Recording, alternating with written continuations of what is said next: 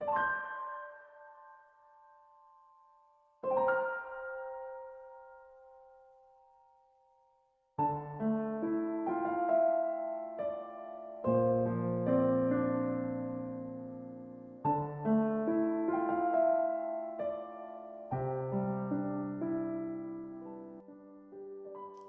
arrival into my life resembled the calm rain in the desert, giving these fruits, trees, and flowers new shades of life, powering my world more greener than ever.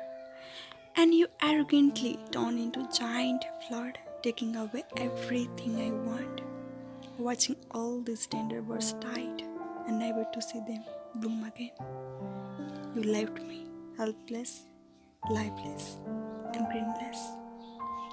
Sometime I will think I was just fine before when my world was just a desert with a spiky cactus. At least I never aimed for the greens and it never left.